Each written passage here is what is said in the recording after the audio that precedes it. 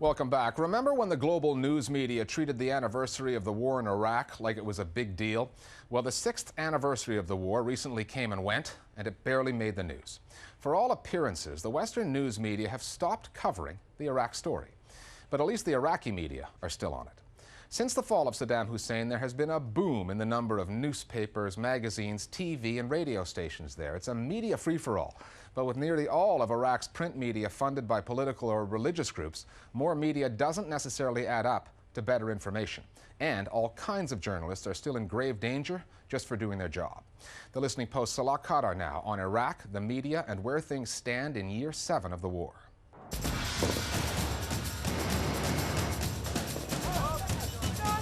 After 6 years of combat, hundreds of thousands of Iraqi deaths, and more than 3,000 dead US soldiers, the Iraq War seems to have all but disappeared from the US news radar. With fewer and fewer stories making the cut, it appears the media's focus has moved on. Well, it started with shock and awe. Now things are less shocking in Iraq, with the U.S. starting to draw down troops. Today, we have seen dramatically in the last year a serious decline in the amount of coverage of the war in Iraq in all of its aspects. In 2007, we found that it was the biggest story in the U.S. news media by a substantial margin. In 2008, it was very much eclipsed. The Western media have not begun to properly analyze Iraq, nor attempted to get the real journalistic story and report events on the ground. As America prepares for its own troop pullout next year, media consumers are open to hear good news about the war, and the media are seemingly willing to tell it. Extraordinary change, real optimism. Recent reports on US news networks have put an emphasis on positive change, an image that belies some of the facts and stories on the ground or on the Iraqi perspective and in the Iraqi media. What we've been seeing lately on these different networks portrays a totally different image of Iraq when compared to what has been reported in the US media. Stories about poor health conditions, the spread of disease and poverty have been abundant. These stories hardly represent the improvement in Iraqi lives we keep hearing about in the US. Coverage of a foreign war and coverage of Iraq and having journalists in Baghdad is an expensive proposition at a time when there is a serious economic recession for the news media in this country. Overseas coverage is one of the things that frankly gets sacrificed at a time like this. So getting the story out has been largely left to Iraq's journalists and other media professionals who lay themselves open to the risks that come with reporting from the front line. The commemoration also included an exhibit where the pictures of the martyred journalists were displayed. 250 Iraqi journalists have been killed. Where is the investigation into these killings? What free media can operate under these conditions?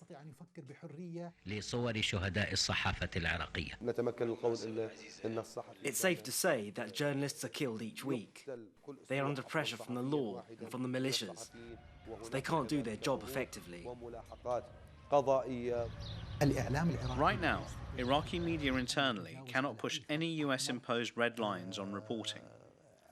It's certainly not an issue of the presence of a media censor, but the presence of 140,000 US soldiers and military contractors. For one Iraqi reporter, his frustration with the conditions became too much.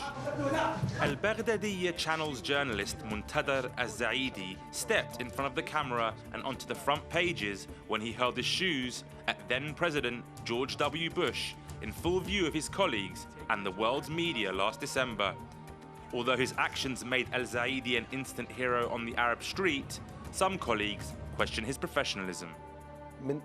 From a professional perspective, the Muntazir al-Zaidi incident had a big effect on Iraqi journalists. Journalists were astonished. The real problem is professionalism. There is development. There are some serious changes, if you like, positive changes, but more work is needed. Since the fall of Saddam Hussein, the patronage of various media outlets along political and sectarian religious lines has forced Iraqi journalists to choose sides. These internal divisions fuel partisan reporting, and a lack of funding and legal clarity only further exacerbates the situation. We are still lacking a freedom of expression law, we are still lacking a media law, and the old legislation from the time of the old regime that's related to media has not been revised yet. We have a media that operates under emergency laws inside Iraq that are far stronger and more repressive, putting the media to the sword than the anti-terror laws that has caused uproar in many of the world's developed nations. The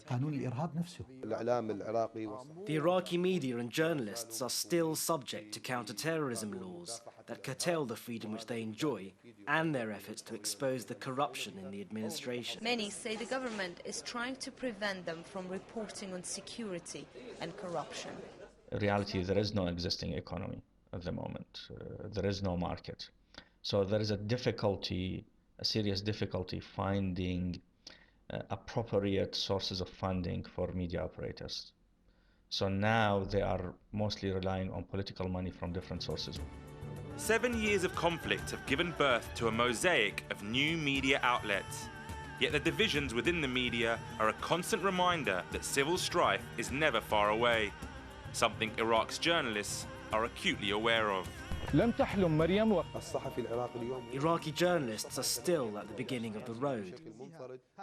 They only have simple tools. They can't do their job on their own, but only with the media organizations who just carry the party message. There still exist actors within Iraq who act with the rifle before the pen. Corruption will only get worse if laws defending freedom of speech and transparency are not put in place.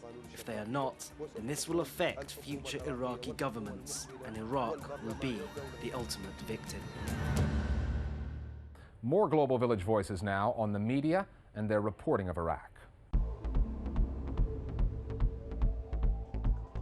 Since the beginning of the Iraq War, we saw a lot of stories about the Iraq War, but only for the first 2 or 3 years. After that, around 2006, there was basically a news cutoff. We've basically seen a loss of interest within the mainstream media about the Iraq War. Personally, I think this is horrible because obviously if you don't have it in the media, most people aren't even going to think about it. It's not so much a question of whether Iraqi journalists can get the story out or not, but rather getting the U.S. mainstream media to recognize that there's a war going on at all. For more than 6 years, Americans have been receiving filtered news without any regard whatsoever to the 1 million Iraqis killed or the 5 million displaced. What passes off as so-called journalism within the U.S. has been propaganda at best and criminal at worst. It's very difficult to get an objective depiction on the current affairs in Iraq from journalists given the current sectarian divide in the country. There are clearly strong social and governmental pressures on reporters to refrain from covering certain topics, and if it doesn't happen out in the field, it may happen back in the editing booths at home. Finally, have you ever wondered why, in an industry where mediocre singing has never exactly been a barrier to entry, that a lot of pop singers suddenly sound great, even note and pitch perfect? Well, wonder no longer. It's all thanks to an ingenious piece of technology called auto-tune. This is a software program that can take vocals and instantly nudge them toward perfection, kind of like Photoshop for the human voice. Now, a 24-year-old Brooklyn musician named Michael Gregory has cleverly combined this technology with a number of evening news broadcast clips and turned them into an online R&B series called Auto-Tune the News. We've turned it into our Internet Video of the Week. We'll see you next time at The Listening Post. We are ready to lead once more. 1, 2, 3, 4, 5, 6, 7. Barack Obama is now officially the 44th president of the United States. But tomorrow, President Obama begins to unpack that enormous crate of burdens and expectations. And expectations. And expectations. Gotta save the nation. Expectations. Expectations. Expectations. I have come here tonight to speak frankly and directly to the men and women who sent us. To the men and women who sent us.